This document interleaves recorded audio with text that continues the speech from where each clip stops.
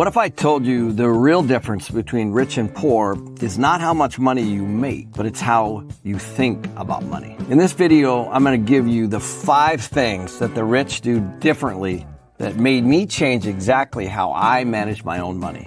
Number 1, I focus on building income-producing assets. So here's the reality of it. You're either self-made rich or you're self-made poor. Those are the 2 options that you have. And what that means is that either you're the asset that actually goes to work every day and makes money from a W-2 paying job with a real paycheck that you collect from an employer, or you take asset producing route, or option 1, you are the asset where all the money flows through you based on time work and how often you show up, or you buy assets that literally do the same thing. So what you're trying to do is you're trying to buy real estate that produces income, or businesses that produce income, or anything that produces income. In other words, it's not you. It's something else. They're literally income producing assets instead of you. What most people don't understand, that they are the income producing asset and all the money flows through them, but they literally are the vehicle for the employer that they work for that produces an income-producing asset. So for example, when I want to buy a new car, let's say another Ferrari, for example, what I always do is I say, what asset can I buy that produces the income to pay for the Ferrari? Whereas most people just buy a Ferrari out of their savings. I would rather take that savings amount and then have that income-producing asset pay for the Ferrari. So it's a big difference in the way you think. Most people save their money and then go buy assets that depreciate. I save my money and go buy assets that appreciate and also kick off passive income to pay for whatever it is that I want. That could be cars, it could be houses, it could be vacations, it doesn't really matter. There's a very big difference between the rich, the poor, and the middle class. The middle class saves money and then buys assets that depreciate. The poor generally live from paycheck to paycheck and buy depreciating assets. The middle class generally invests in the stock market through a wealth manager or a financial planner and then save money for things like vacations and things like that. The rich take that same money and invest it into assets that produce passive income to pay for whatever they want. The second one is how you use debt to acquire wealth.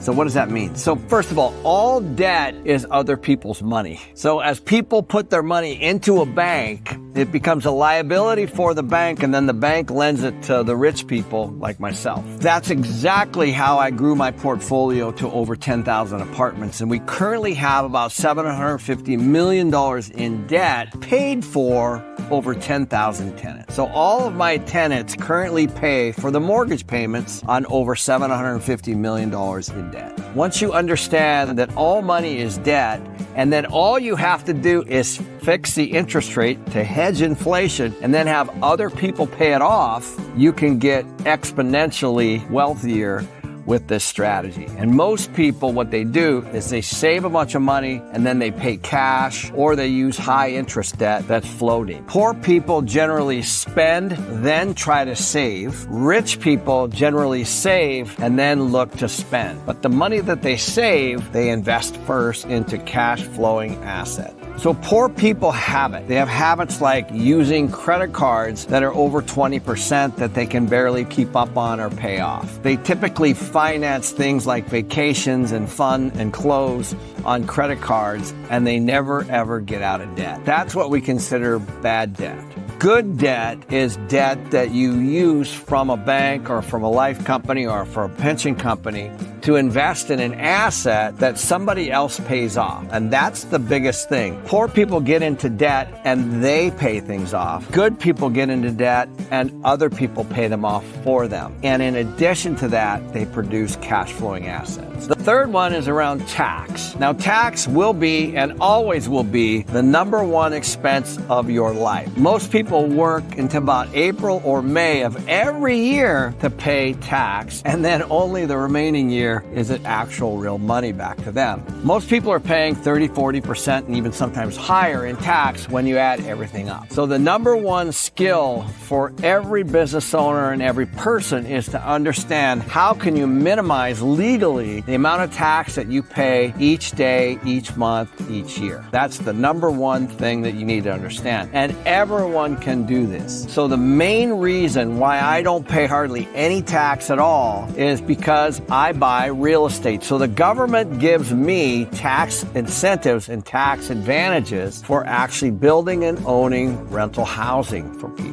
They give me things like bonus depreciation, cost segregation, or straight line depreciation. Those are things that I get to offset some of my income. I'll give you one great example. I can go buy a billboard in the sky for $1 million. I can finance $700,000 or $800,000 of it and put $100,000 or $200,000 down of somebody else's money, and I can get a tax break for almost the entire purchase price to offset income. That's called bonus depreciation. You can do the same thing with farm equipment or even a private jet. So there are things that the rich do to offset tax, and they will always do this. The fourth one is to understand how the legal process works. There's a lot of litigious people out there, and they always want to sue, especially these days. People are looking for a reason to sue you. So the best thing that you can do is not hold anything in your name to protect everything you own. And the rich do this each and every time they buy an asset. So they buy an asset, they put it inside of an LLC or a limited liability company, and then if they get sued, the lawyer has to sue the LLC or the company. In other words, instead of suing the person, they're suing company.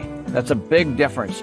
And then the lawyer has to pierce the corporate veil to get the assets inside of the company. If you as an individual own lots of different assets in your personal name and you get sued, then that lawyer has access to all of those things. If you put a lot of your individual assets into multiple LLCs, as you should, then you have a diversified asset strategy that's going to help you in the event you get sued at some point. In addition to that, there's even more complex structures like revocable trusts where you can actually put your assets into other vehicles that grow tax deferred or tax free over a long period of time. So that's when you hear the term trust kid. That's exactly what those are. That's another form of asset protection. The fifth one is how people manage their money. So the poor basically lives paycheck to paycheck. They, of course, spend, then invest if they can. They're typically somewhat bootstrapped. They're the ones most risk to things like gas prices and inflation, rent growth, and all that kind of stuff. The second category is the middle class. Now, the middle class has been brainwashed to go to work, get a paycheck, and carve out part of that paycheck and hand it over to a financial planner or a wealth manager that manages money for you. The problem with that is that you look every quarter to see if your statement has gone up or down, and you never know, and you really have no idea exactly how that's being managed. And maybe, if you're lucky, once a year, your financial planner might reach out to you for a 30-minute or a 45-minute call just to recommend more products to you, which, of course, they get fees to put you in generally. That's how the middle class invests. And so what the middle class does is they work a lot more to get ahead, and they keep putting their money into things like retirement accounts and 401k plans and stock market and all those kinds of things, but they don't know why. And that's the biggest issue. There's nothing wrong with being part of the middle class, but if you don't know what to ask, then you're completely at the mercy of Wall Street and the fees and the commissions and all those things, because you don't even really know where your money is. The rich take a really active role in the way they manage their money. In other words, when I'm coming out of a deal and I have lots of cash, I'm always looking at where I'm going to put it next. I'm always focused on what I call the velocity of money. I want money to keep moving. I never want it to sit in my bank account for very long. I do like liquidity, and I do like safety, and I do like all of those things, but as long as I have it in some vehicle where it's making money and beating inflation, which is the most important thing. So when inflation went up to over 9% not long ago, anybody that has stocks or bonds or savings, let's say, in the 2, 3, 4% was actually going backwards financially. When inflation is higher than your rate of return, then you're going backwards. So the rich understand understand this, so that what they're trying to do is they're trying to buy cash flowing assets, number one, that produce tax benefits, but are also beating inflation and, don't forget, are being paid down by someone else. So in my case, I have tenants paying down my debt, so my loan balance is going down each and every month as my tenants pay me. They pay me, I pay my mortgage, and then my loan balance goes down. I'm beating inflation because I have a nice return above the inflation number from the actual investment itself, and I'm getting tax advantages in the form of bonus depreciation, straight line depreciation, cost segregation, and those kinds of things. So the income I make, I'm actually able to offset as well with things like depreciation, which is a non-operational expense that you get for actually supplying housing. It's not that complicated. If I can learn how to do this, you can learn how to do this. So I grew up poor, just like a lot of you, thinking that money would solve all my problems. The truth is, real wealth is not jets, cars, houses, or any of that stuff, which is exactly what I thought it was when I didn't have any money. True success starts inside. It starts with you understanding how the game is played, because the game is not changing. You're just going to be a participant or on the sideline.